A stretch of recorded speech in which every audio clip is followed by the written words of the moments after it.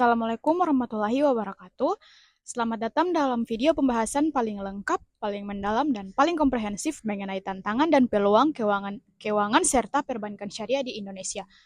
Perkenalkan, saya Salwa Awad dengan NPM 02272411180. Saya mahasiswa semester 3 Program Studi Akuntansi Fakultas Ekonomi dan Bisnis Universitas Hairun.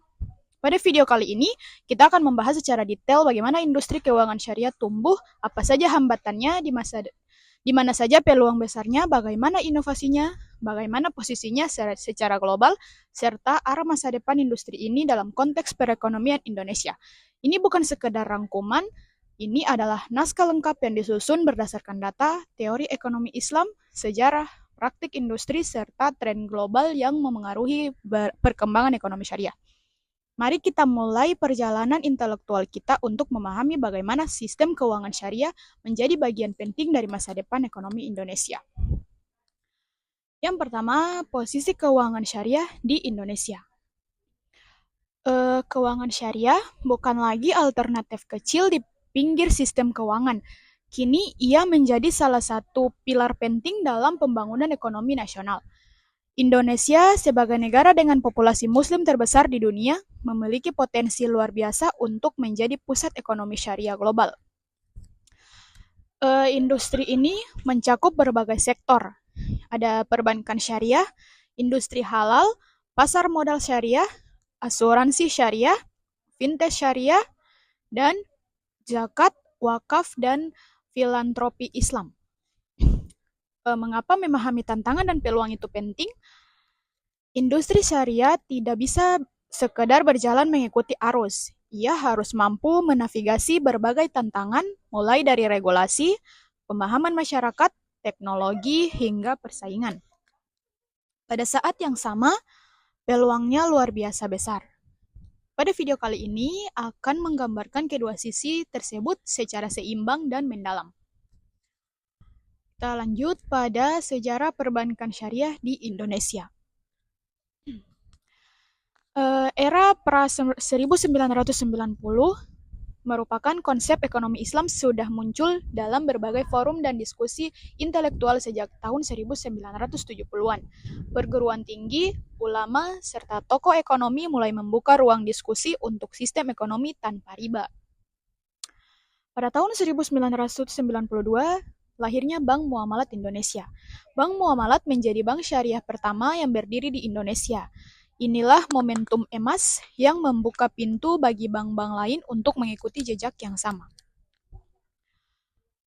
Perkembangan setelah reformasi pada krisis tahun 1998, masyarakat mulai melirik sistem keuangan yang lebih stabil dan etis. Bank syariah pun tumbuh lebih signifikan. Pada era modern, seperti integrasi, digitalisasi, dan transformasi, di era digital, bank syariah mulai melakukan transformasi besar-besaran, termasuk layanan digital, integrasi ekosistem, dan inovasi produk. BNI Syariah, BRI Syariah, dan Mandiri Syariah pada akhirnya bergabung menjadi Bank Syariah Indonesia atau BSI pada tahun 2021. Kita lanjut pada prinsip dasar syariah. Yang pertama adalah larangan riba dan pembuatan sistem yang adil.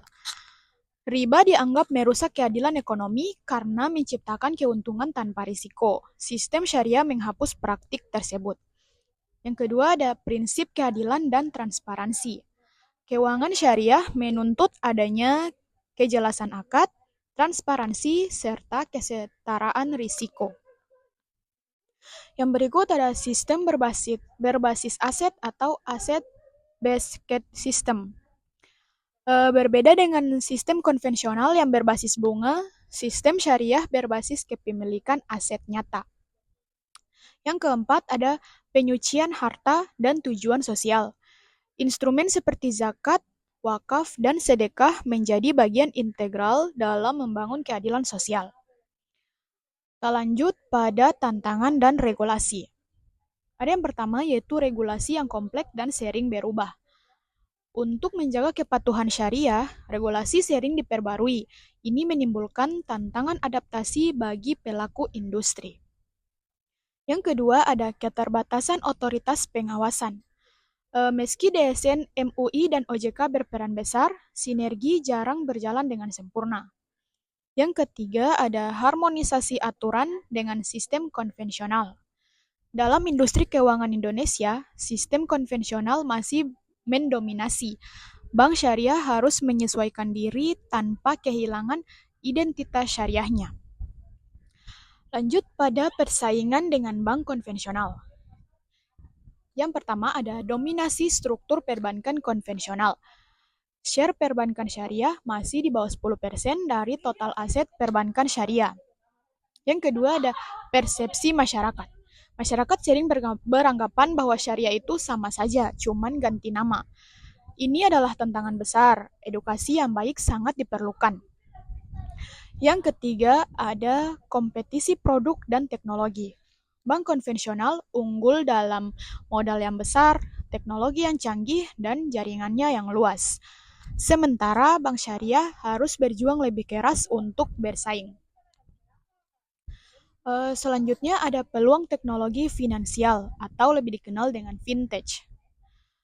Yang pertama ada lonjakan fintech syariah. Platform seperti P2P lending syariah dan dompet digital syariah berkembang dengan sangat pesat. Yang kedua ada integrasi smart contract dan blockchain. Teknologi ini sangat cocok dengan prinsip syariah karena meningkatkan transparansi. Yang ketiga ada digitalisasi perbankan syariah. Semua layanan kini bergeser pada ponsel, seperti pembiayaan, tabungan, pembayaran, serta investasi. Yang keempat ada tantangan teknologi. Keamanan siber, literasi digital, dan regulasi fintech masih menjadi perhatian utama. Lanjut pada kesadaran masyarakat. Yang pertama ada meningkatnya awareness Muslim milenial. Generasi muda lebih peduli pada halal lifestyle, keuangan etis, dan sustainability.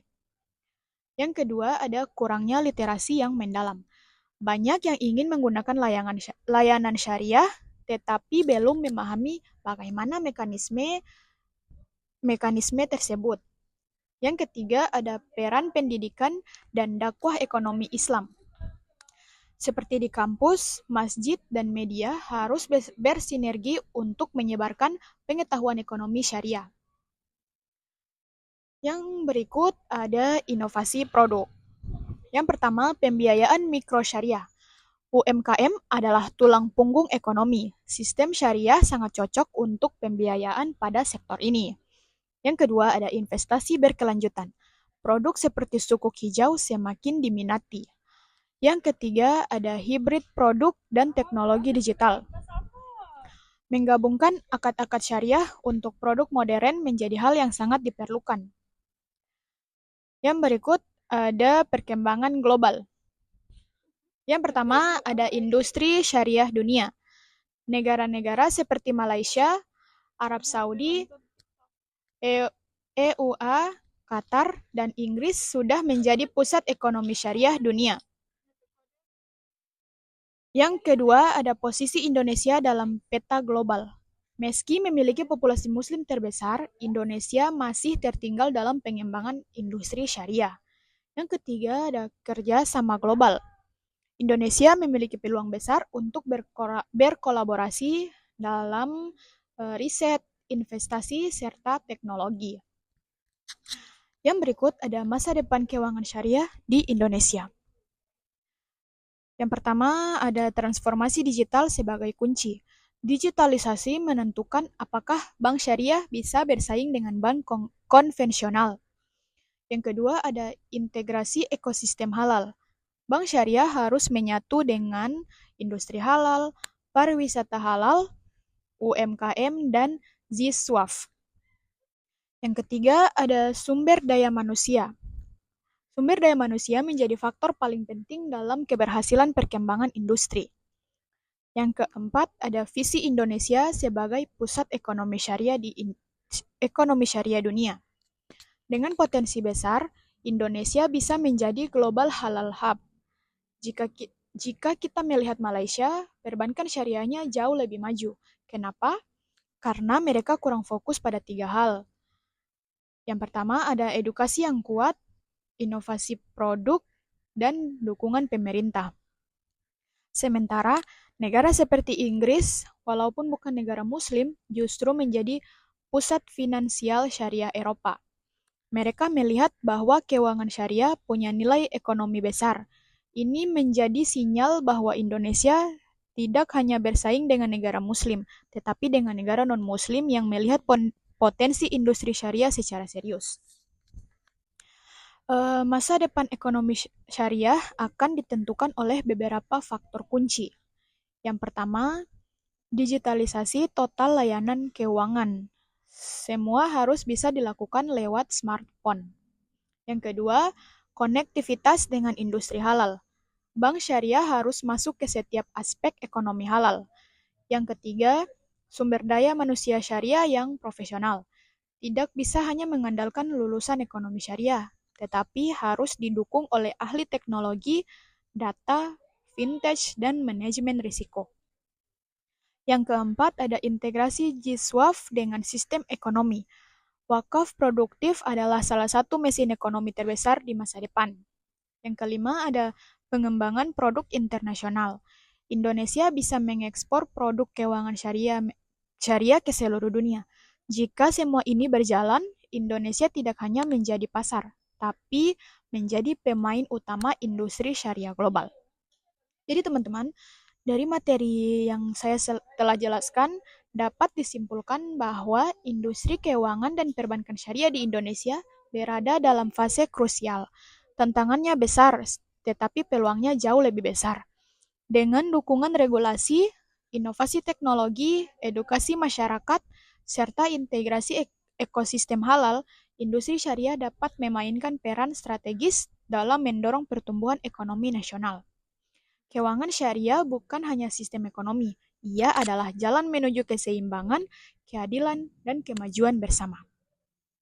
Baik, itu saja penjelasan dari materi saya. Semoga video ini dapat memberikan wawasan kepada teman-teman semua. Dan terima kasih sudah menonton sampai akhir. Wassalamualaikum warahmatullahi wabarakatuh. Bye-bye.